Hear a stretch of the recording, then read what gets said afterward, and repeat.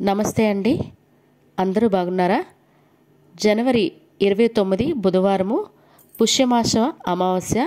దీన్నే చొల్లంగి అమావాస్య లేదా మౌని అమావాస్య అని కూడా అంటారండి. మౌని అమావాస్య మహాశివరాత్రికి ముందు వచ్చే చివరి అమావాస్య. మౌని అమావాస్య మాఘమాసంలో వస్తుంది. పవిత్రమైన ఈ రోజును భక్తులు తమ పాపాలను పోగొట్టుకుంటారనే నమ్మకంతో పవిత్ర నదుల్లో స్నానం ఆచరిస్తారు. ప్రజలు కూడా ఈ రోజును ఉపవాసం ఉంటారు మరియు అలా చేసేటప్పుడు మౌనం పాటిస్తారు. మౌన వ్రతం అనగా నిశ్శబ్దంగా ఉండడం. ఇలా చేయటం వల్ల మనసును నిగ్రహించుకోవడం మరియు ఆలోచనలను మాటలలో కాకుండా మనం భావాల ద్వారా వ్యక్తపరచడం జరుగుతుంది. అందుకే దీన్ని మౌని అమావాస్య అని కూడా అంటారు.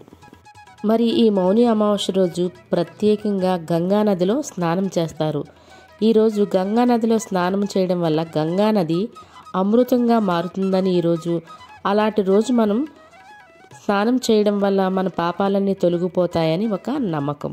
మరి ఈ మౌని అమావాస్య రోజు పెద్దలకు తర్పణాలు వదలడం, పిండాలు పెట్టడం ఇలాంటివన్నీ చేస్తూ ఉంటారు. ప్రత్యేకంగా గంగా నది స్నానం ఎంతో ముఖ్యమైనది. గంగా నదిలో స్నానం కుదరనట్లయితే మన చుట్టుపక్కల ఏ నదిలో అయినా స్నానం ఆచరించవచ్చు.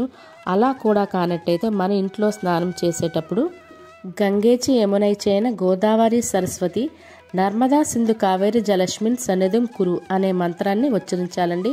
ఇలా చేయటం వల్ల మనం స్నానం చేసే నీరే అన్ని నదుల నీటితో స్నానం చేసినంత ఉత్తమ ఫలితం అనేది కలుగుతుంది. కాబట్టి ఈ మంత్రాన్ని మనం స్నానం చేసేటప్పుడు జపించుకుంటే సరిపోతుంది. మనం గంగా నది స్నానం చేయని పక్షంలో మరి ఏ నది స్నానమైనా చేయని పక్షంలో ఈ మంత్రాన్ని జపించుకోవాలి. ఈరోజు ప్రత్యేకించి శనీశ్వరుని పూజించాలండి. శనీశ్వరుని పూజించడం వల్ల శని దోషాలన్నీ తొలగిపోతాయి మనకి.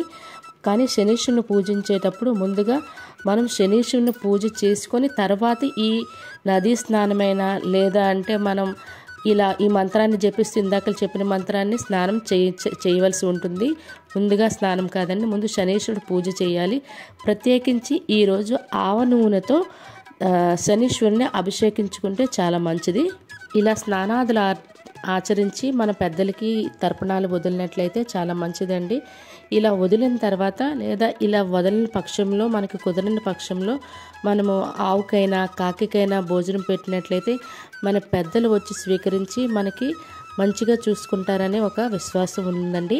ఈరోజు ఎవరైతే మన పెద్దలు ఉంటారో వారి పేర్లు చెప్పి దాన ధర్మాలు చేయడానికైతే ప్రయత్నించండి. ఈ మౌని అమావాస్యను మాఘీ అమావాస్య అని కూడా అంటారండి. ఈ రోజు నుండి మొదలుపెట్టి మాఘమాసం అంతా మాఘ స్నానాలు ఆచరించడం కూడా చాలా మంచిది. ఈ మౌని అమావాస్య రోజు ప్రత్యేకించి కాకులకు గోధుమ పిండిలో బెల్లం కలిపి చపాతీ కింద చేసి లేదా పచ్చి ముద్దనైనా మనం వాటిని పెట్టినట్లయితే మన పాపాలన్నీ తొలగిపోతాయండి. ఈరోజు నీలిరంగు పూలతో అంటే శంకు పూలతో పూజ చేసినట్లయితే చాలా మంచిదండి. అదేవిధంగా దానం చేయడంలో నల్ల నువ్వులు, ఉసిరి, పప్పు, బెల్లం వీటిని స్వయం పాకంతో కలిపి బ్రాహ్మణునికి దానం చేయాలండి. శ్రీ క్రోధినామ సంవత్సరం ఉత్తరాయణం, హేమంత ఋతువు, పుష్యమాసం, కృష్ణపక్షం, సూర్యోదయం ఉదయం 6:39 సూర్యాస్తమయం సాయంత్రం 6:01. మరి తిథి అంటే అదే సమయం వరకు ఉంది. ఇప్పుడు చూద్దాము. ఈరోజు తిథి పుష్యబహుళ అమావాస్య.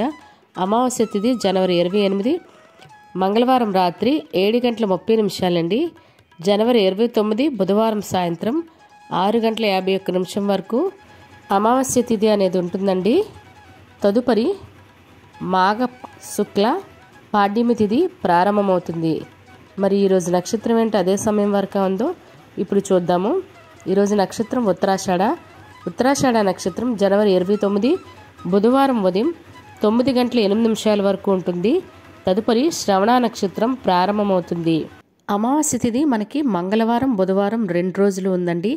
ప్రత్యేకించి కుదిరితే మనకి కుంభమేళాలో పాల్గొని ఈ స్నానం ఆచరించినట్లయితే చాలా మంచిదండి. అవకాశం వచ్చినట్లయితే ప్రయత్నించండి కుంభమేళాలో స్నానం చేయడానికి. అంటే మనకి ఈ మౌని అమావాస్య గడియల్లోనే గంగా నది నీరు అమృతంగా మారుతుందనే భావన ఉంది. కాబట్టి ఆ సమయంలోనే ఈ పూజలైనా ఈ నదీ స్నానాలైనా ఆచరిస్తే మంచిది. చూసారు కదండి ఈ వీడియో మీద మీకు ఎటువంటి డౌట్స్ ఉన్నా కింద కామెంట్ బాక్స్లో కామెంట్ చేయండి. లేదా ఈ వీడియో మీ ఫ్రెండ్స్ కానీ ఫ్యామిలీ మెంబర్స్ కానీ అవసరం అనుకుంటే వాళ్ళకి ఫార్వర్డ్ చేయండి. మరిన్ని ఇంట్రెస్టింగ్ వీడియోల కోసం అశ్విని థాట్స్ ఛానల్ సబ్స్క్రైబ్ చేసుకోండి. ధన్యవాదములు.